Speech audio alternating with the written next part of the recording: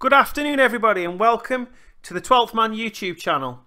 And today we're going to be discussing the transfer of Philippe Coutinhio to Barcelona from Liverpool for £108 million plus add-ons. Could be 148 I believe, or so we've been told. And also the sacking of Mark Hughes from Stoke City, something which I predicted in my very first video. It's not come as any surprise to me personally. And I think the 2-1 defeat to Coventry in the FA Cup was the final nail in the coffin. So we'll have a little discussion about that as well. But firstly, Philippe Coutinhio. Philippe Coutinhio, £145 million. Well, it's 108, 145 if you include the add-ons and additional fees and things like that, clauses, whatever else. Is he worth it? 145 million? I would say no.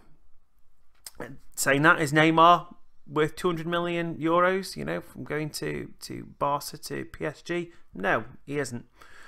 Is Philippe Coutinho a good replacement for Neymar? I would say yes, definitely. He definitely is. He is a good player, but I still think the value is a lot. I mean, in terms of Barcelona, they won't particularly care how much they've paid.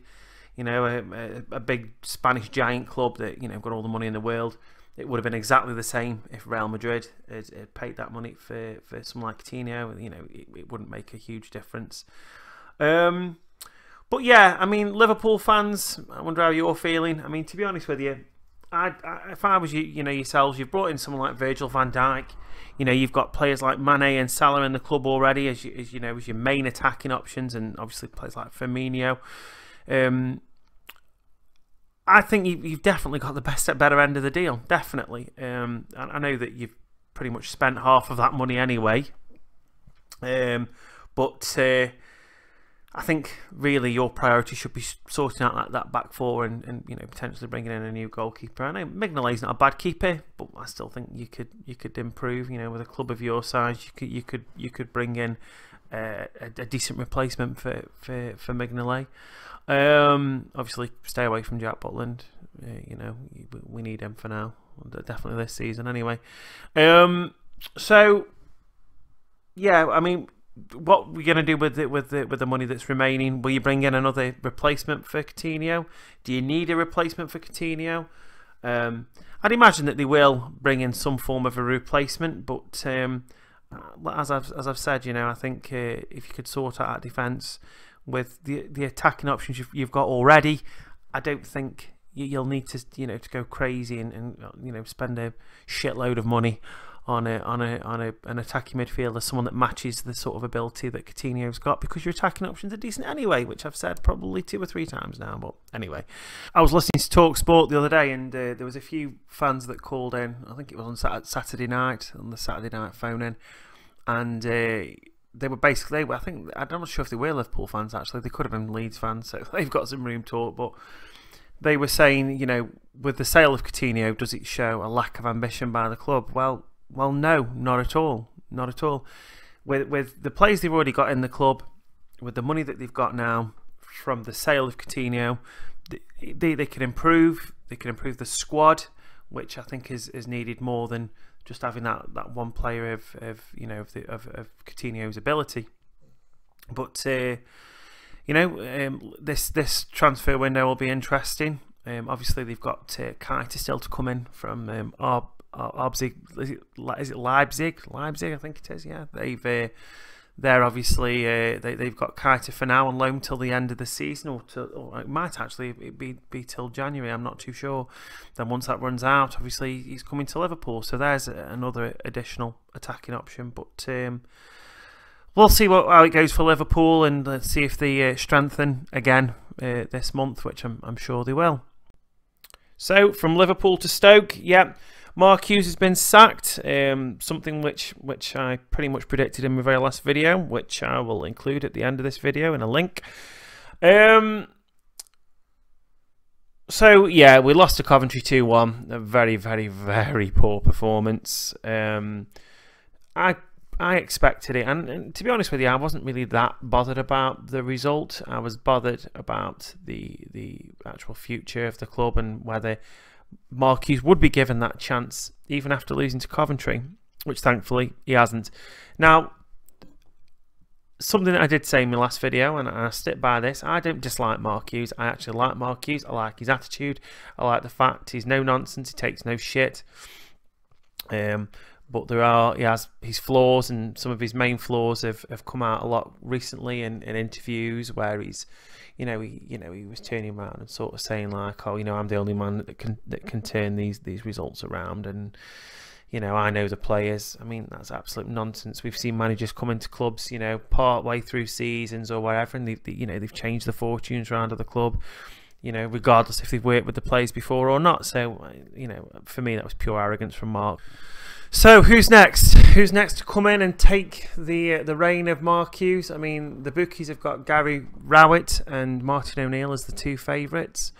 I mean, personally, I know that a lot of Stoke fans do want Gary.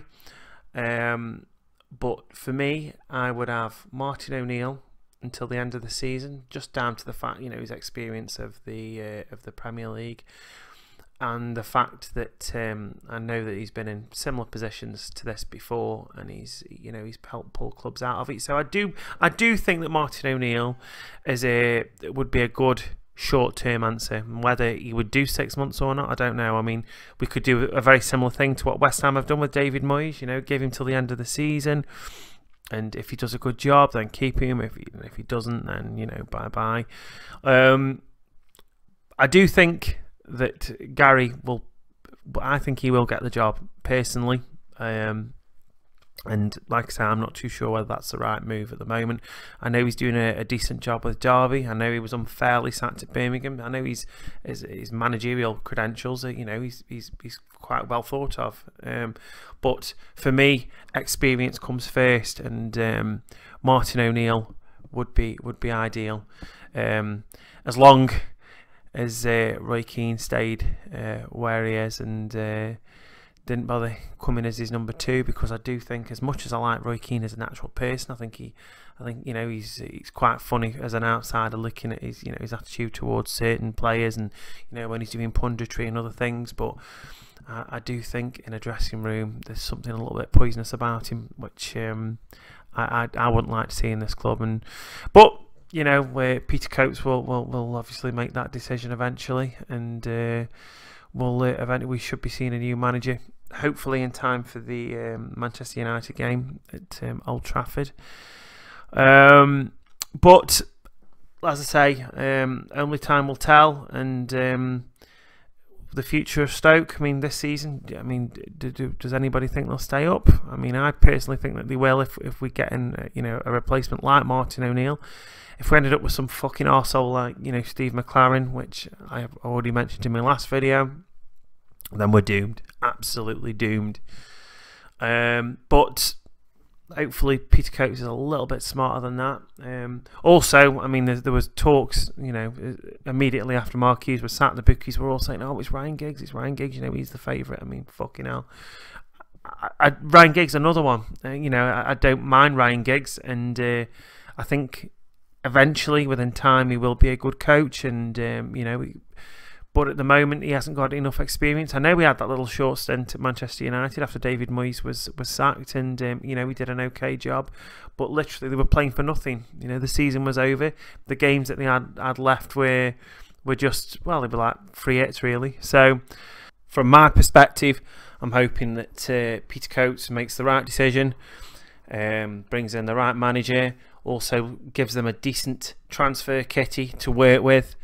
The squad is in a poor state at the moment. The players that we have, I don't think are quite good enough. I mean, yes, we have got a lot of injuries, but on top of that, we do need quality added. So yeah, let's hope by the time we play Manchester United at Old Trafford that there's a new manager in place, and we've potentially signed a player or two. Only time will tell. Maybe wishful thinking, I don't know.